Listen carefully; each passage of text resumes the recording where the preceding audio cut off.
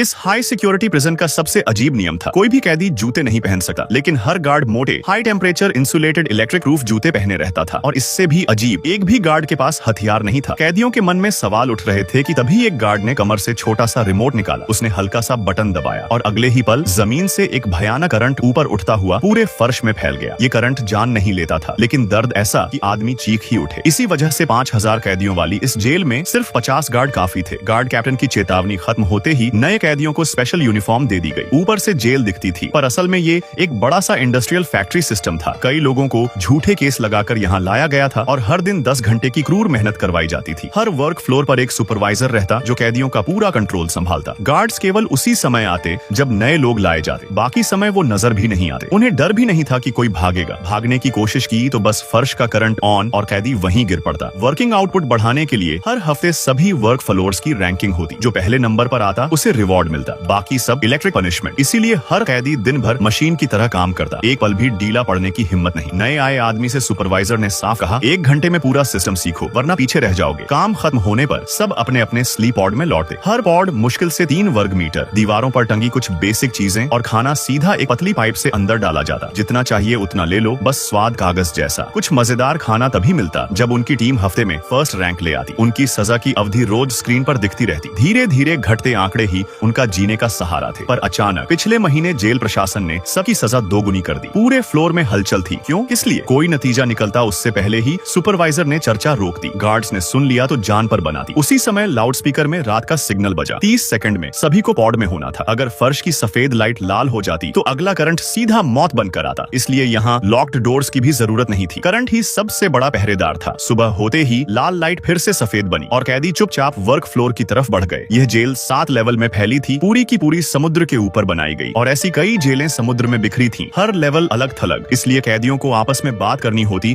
तो सिर्फ sign language का सहारा रहता।